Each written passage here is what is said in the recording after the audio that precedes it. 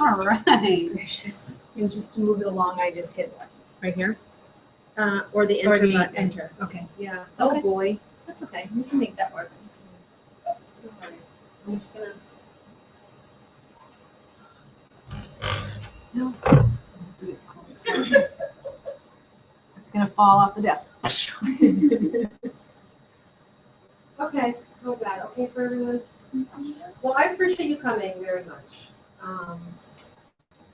We are changing the EPI plan design, which is why you're here. It is similar and different in certain ways than what we have now, but overall, in my opinion, it's a good plan.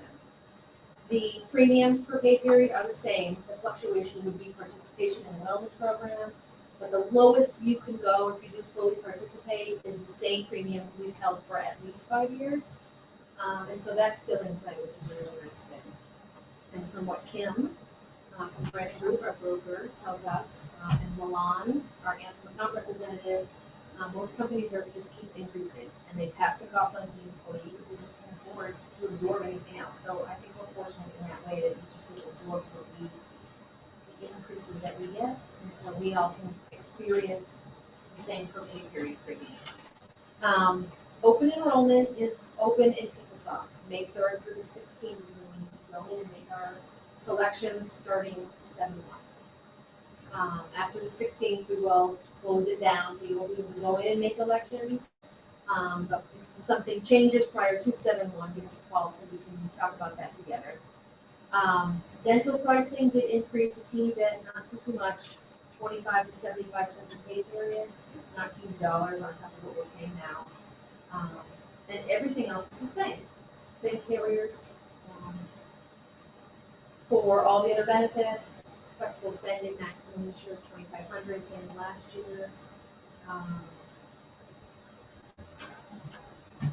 say something and it escaped me, so it might come back. Any questions about open enrollment? How you gonna drop this off? Make your changes?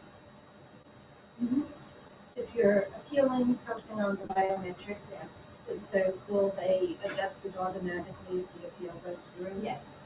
Yes. So when you go into PeopleSoft before the 16th, you'll put in the system for the medical what you think you should have, what credit, if you will, what incentive you think that you should have. If you filled your basket last year, you met 3 of the 4 biometrics this year, and or you are filing an appeal, and you think you should be in the full engagement, plug yourself into that. After open enrollment closes, we download reports from PeopleSoft, and Beth and I go in manually for all 1,500 people and look at everyone's wellness points and what plan they've chosen and make adjustments accordingly. All the changes, if any, will be reflected on the confirmation statement that you will receive in June, excuse me. And then we have until the end of July to make any changes. After that, we're locked into our selections for the entire plan. If we're not doing any changes, because I made changes yesterday, I just hit submit. That's it. Okay. Yeah, submit, okay, and you're done. I'm going to turn the presentation over to Kim. Kim is our benefits broker. She's with ESNH Benefits. She's going to go over the entire plan, the new plan, which is in the book. This presentation is not in the book, but this book is the Anthem booklet for our new plan. And it also has other things in here, like where to find all the urgent care centers in our state, and where all the ambulatory centers are, which Kim will talk about, all in that book. So that's like, if you can shrink it down and fit it in our pocketbooks, it would be Hold on to it, you don't want to lose it. You'll go back to it, I'm sure. Yes. We are streaming live on YouTube, which is where we have the camera. So if you do have a personal question to ask later, we can, once Kim's done with the presentation, we can shut all this down and get into the nitty-gritty, or you can talk to, I actually have to leave to go to pick people up at Girl Scouts. But you can call me later, or Beth will be here, and Kim can answer questions as well. So, You're welcome. Thank you. So there are not too many of you today, so I'm just going to ask you to be open with me as far as let's keep it fairly informal. If you have questions along the way, you want to stop me in the presentation, have at it. Okay.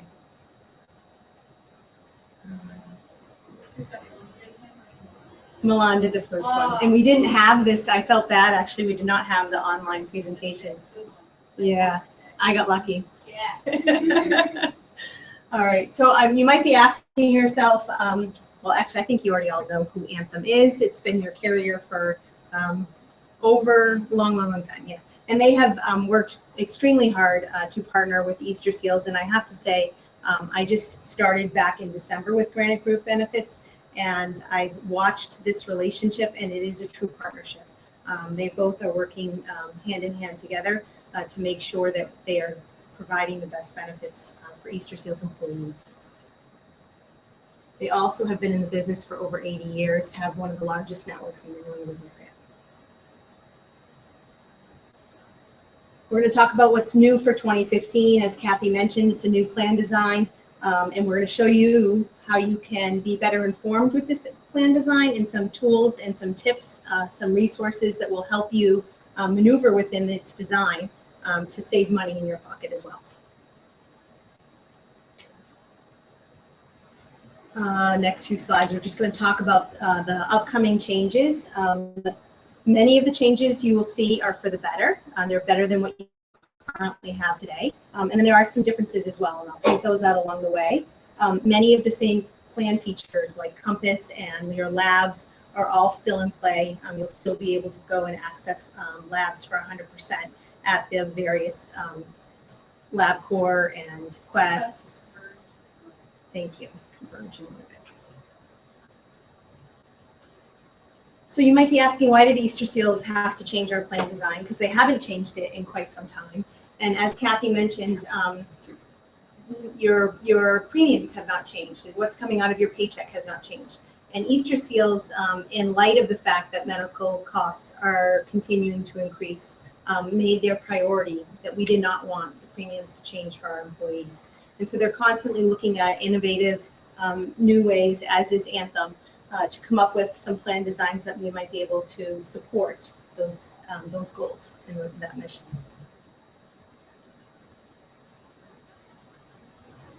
One of the cool parts about this new product is that it does give you the choice at any given time while you're working through healthcare to make a choice about where and how you're going to receive a level of benefits.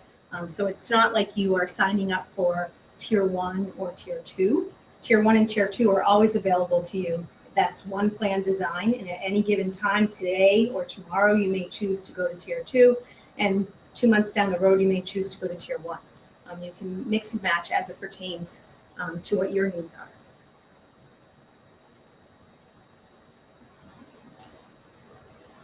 I'm sort of jumping. I've done this so many times now. I'm kind of jumping ahead of myself. I apologize. Your health care needs are unique. And again, we're going to show you that there's 2 tiers of network coverage here that have 2 sets of deductibles and co-insurance, and you can find the fit that's just right for you.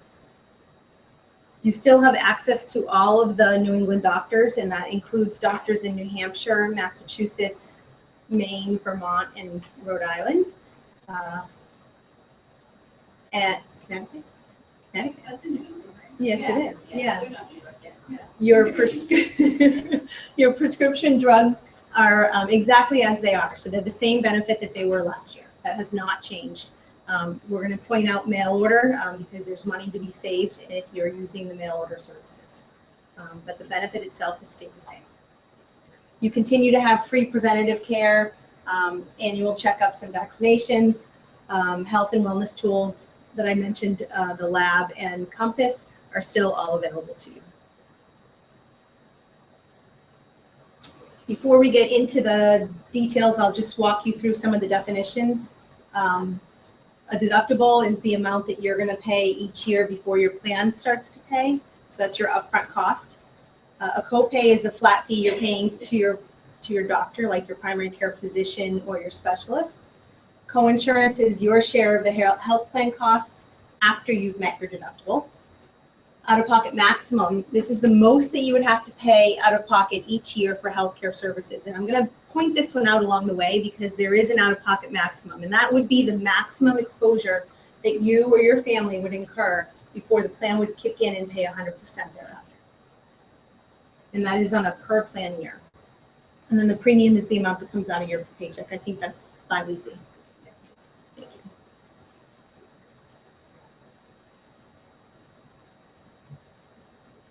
Uh-oh. I go back? I can. Yeah. So the new program is called HMO Blue New England Choice, and it has some important features that we're going to point out. Number one, you have to have a primary care physician. So you have a primary care physician today, but you're not required to get a referral in the current program. In this new program, effective July 1, you will be required to have a PCP referral to see a specialist. Now, typically, that is their norm anyway. It's how they do business. I don't know about you, but every time I go and need to see a specialist, my PCP says, do you need a referral? So you're just going to tell them that you need a referral. It does not require a separate office visit. As I mentioned, there are now annual out-of-pocket limits. These are set at $6,600 per member and $13,200 per family. This is the maximum amount you would ever pay in a benefit year for your family or for your person, at which time the plan would come in and pay 100% thereafter. This includes, this number, the $6,600 includes all your deductibles, your copays, your co-insurance, as well as your pharmacy copays. So anything that you're taking out of your pocket and paying for medical services is being accumulated towards this out-of-pocket. The plan design has, as I mentioned, two tiers of benefit. Tier 1 will show you that it has lower deductibles and lower copayments. Tier 2 has higher deductibles and higher copayments. Again, it's a New England product. That's why you're seeing all the states listed up there. And the same features are still included. Preventative care is still covered at 100%. That's a result of the Affordable Care Act. All participating Blue Cross Blue Shield providers in Connecticut, Maine, New Hampshire, Vermont, Massachusetts, and Rhode Island are in your network. The no-cost laboratories, as Beth has mentioned, LabCorp, Quest, NordDX, and Converge are still in place. You can go to those to these facilities and have your lab services covered at 100%. Compass Smart Shopper. Has anybody used that program here? Yes.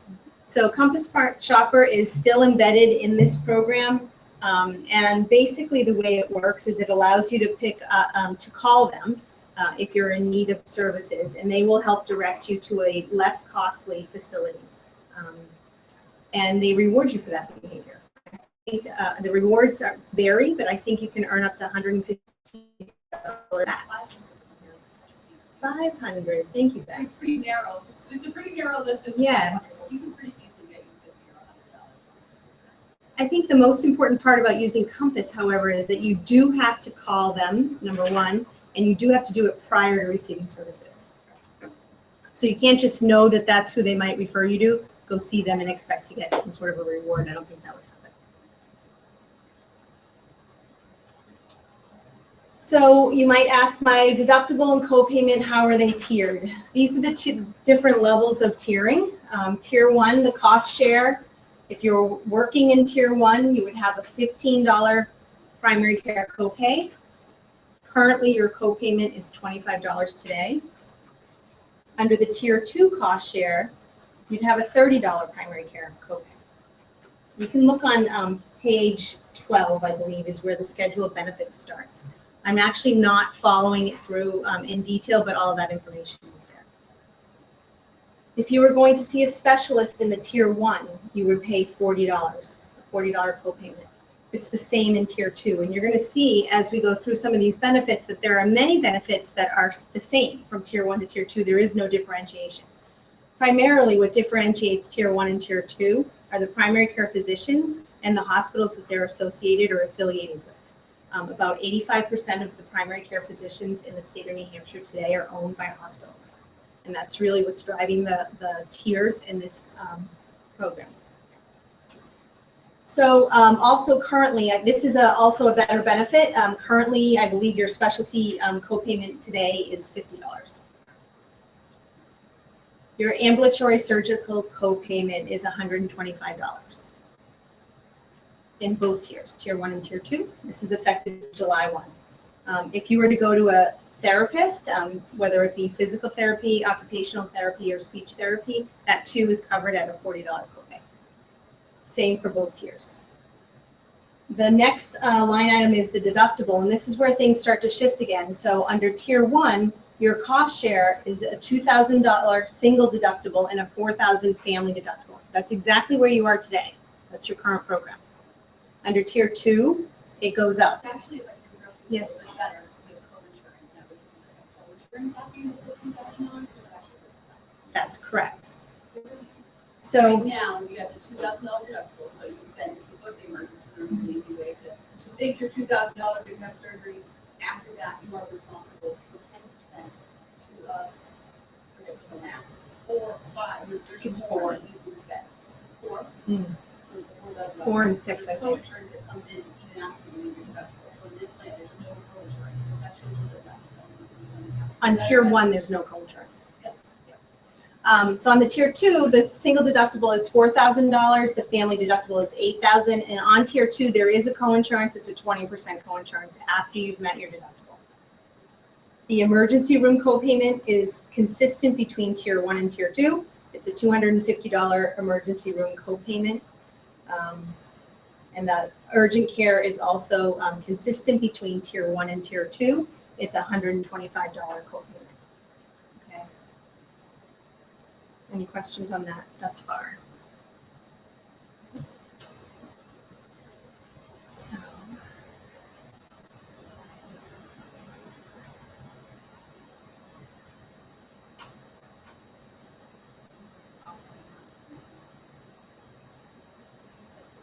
Enter.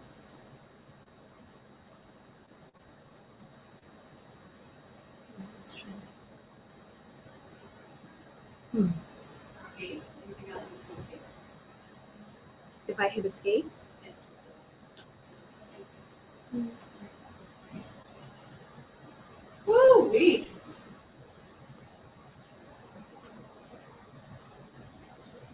sorry about that. I'm just gonna keep moving. Do it. All right.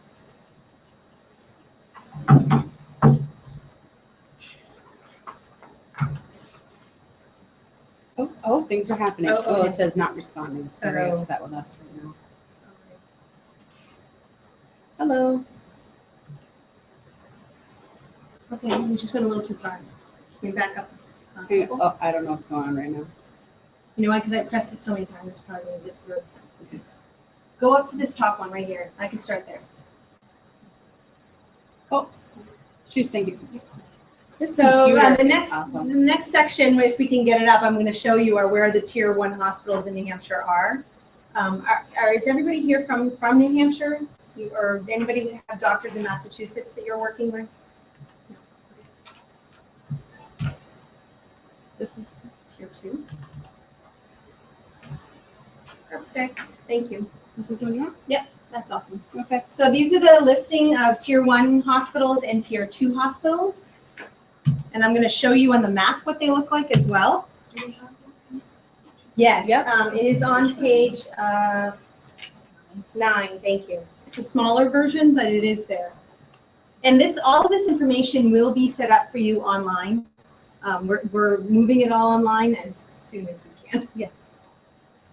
I'll stay here with you. Okay, Go thank ahead. you. Thank you. I might start calling you Vanna. That's fine. Do it. Thank you. You can move to the next one, please. So this next one is a map, and it will show you where it should show you where the tier 1 hospitals are in the state of New Hampshire. So we're just going to look, we're going to look into Everybody's our back. area. Elliott Hospital is tier 1. Fort Smith Regional Hospital is tier 1. I can walk through and name them if anyone has one in particular that you want me to reach out for. I certainly can as well. The Nashua hospitals, both of them, Southern New Hampshire Medical Center and St. Joe's, are in tier 1. Alice Peck Day in Lebanon is in tier 1, etc. Can you just move to tier 2 now? And I can show I them. will try. Thank you. Oh, Tier 2, Catholic Medical Center is in tier 2. Exeter Hospital is in tier 2. Concord Hospital is tier 2. Dartmouth Hitchcock Medical Center up at Lebanon is tier 2. And I can mention many more, but here is the list. And can we just flip back from 1 to 2 as well? I just want to see, it is a geographic, go ahead. What is the difference tier 1 and Tier 1 and tier 2, the hospitals are, is more what, expensive, less expensive. exactly. which one is the less? Tier Thank you. And I think we'll breeze through these next few slides because the next few talk about Massachusetts. The Massachusetts hospitals are also in the network. They too are tiered. So there's a listing of those. This will all be online and available to you if you're interested. If you want to know, Mass General is tier 2. Dana-Farber is tier 2. Boston Children's is tier 2. Brigham and Women's is tier 2. But Tufts Medical Center is tier 1. Boston Medical Center is tier 1, and Beth Israel is tier 1. And this, just as a clarification, Massachusetts is redoing their tiers effective for 1/1/2016. So you may see some of this shift. You may not. I'm not exactly sure how that will play out for them.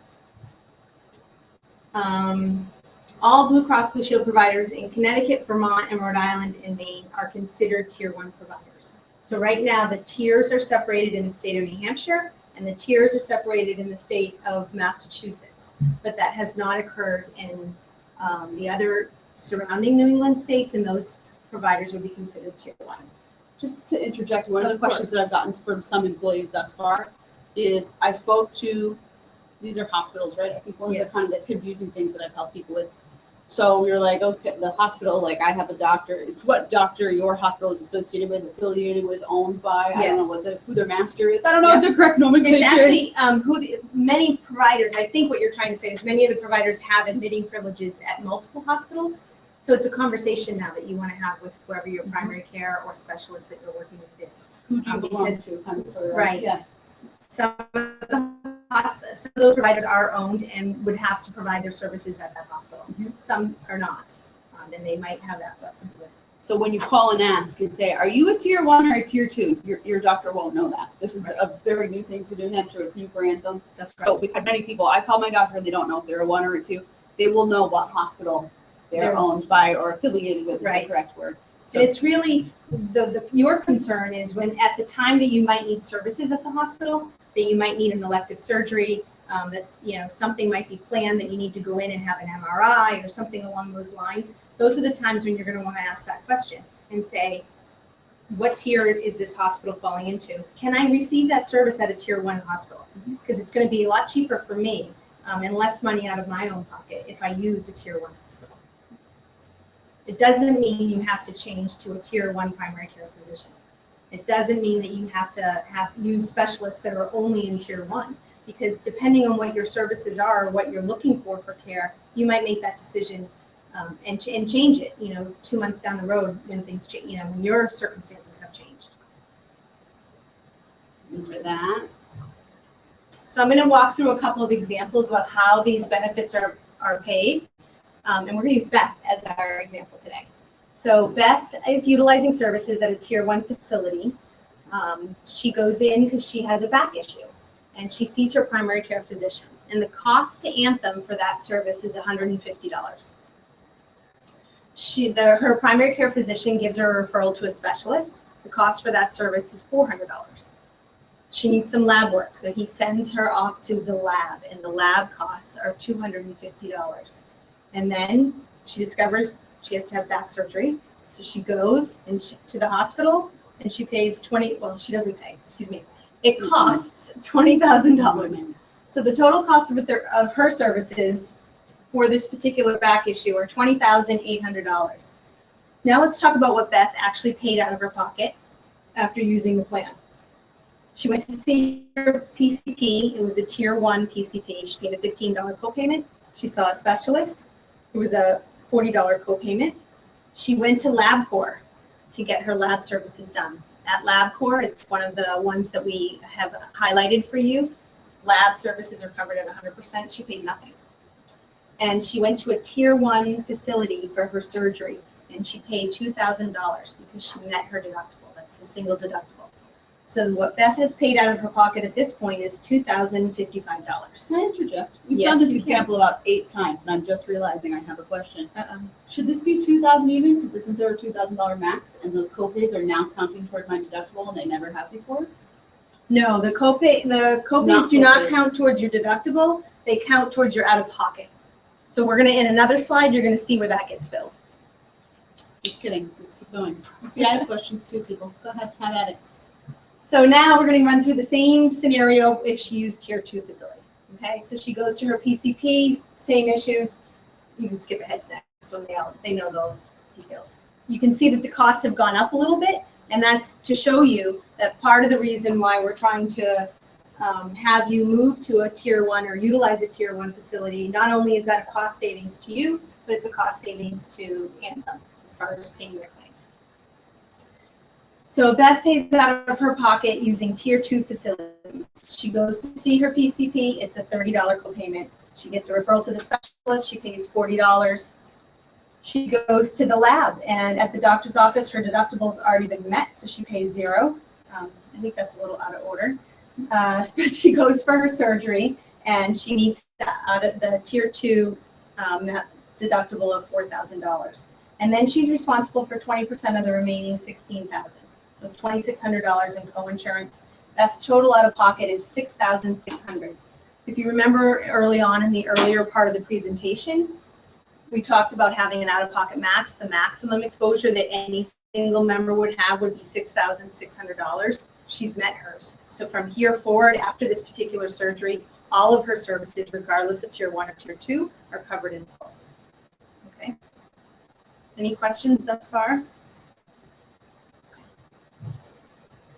So we're just going to quickly look at her costs at a glance. Under tier 1, her total costs were $20,800. She paid $2,055, and she met her deductible under tier 1.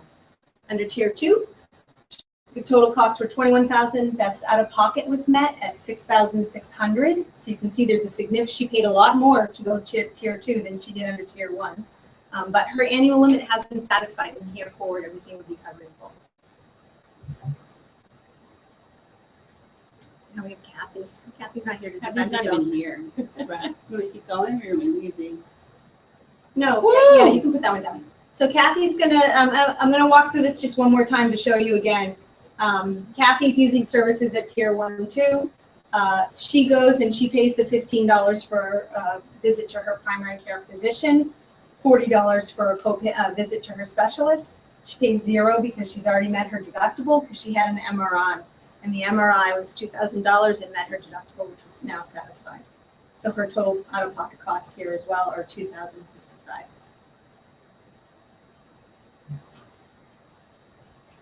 And I'm going to get through all these for you. All right. Woo, thank you. Oh, I think. Okay, so from here, she need some PT because she had her leg repaired and now needs to walk correctly. So she goes to her her physical therapist, pays a $40 copayment for the visit, goes for her follow-up visit to the specialist, pays another $40, pays $0 for her crutches because her deductible's already been met, and $0 for the follow-up MRI because her deductible, again, has been already met. Here, Kathy's total out-of-pocket is $80. And we talked earlier on about using Compass, and I think you mentioned that you use Compass, correct, or you have in the past. In this situation, had Kathy called Compass to get that follow-up MRI and they had redirected her, she could have earned $150 and would have made $70 in her pocket, having only paid out the $80. Does everybody understand how that works? Sorry, So we're trying to just sort of show you how you can use this system to your advantage. You can use these benefits to your advantage by just knowing, what tools are available to you and when and how to go about using them. This is just a quick at a glance. Example 3, the total cost of services for Kathy were $2,850. She paid out of her pocket $2,055, and her deductible has now been satisfied. Example 4, as I mentioned, she could have earned money back. Okay. And also, I want to point this out because this is an important one. The deductibles between tier 1 and tier 2 do cross accumulate. So if you found yourself in a tier 2 situation where you were at a tier 2 hospital having had some sort of surgery, you met your $4,000 deductible. Now your $2,000 deductible on the tier 1 side is completely satisfied and services will be paid accordingly. And it cross accumulates the other way too. So So these are the ways that you can save money in this new tiered program. Utilize tier 1 hospitals and primary care physicians. Make sure you're utilizing the no-cost labs that we talked about earlier. Urgent care or walk-in centers, instead of using the emergency room, are always a good way to go. They're cheaper. Some urgent centers actually charge just a copay of like the $40 as if you were seeing a specialist. Others charge the $125 copay. Take advantage of the mail order prescription program and use generics whenever possible. We talked about using Compass. I think that's an easy one, and I know Beth can help you as far if anyone is sort of wondering how to go about accessing them. Anthem has a cost estimator online tool that you're welcome to use, and they also have a 24-hour, 7 days a week nurse line. And as we talked about, the prescription plan is exactly as it is today, no changes, except that these co-payments do go towards that out-of-pocket max.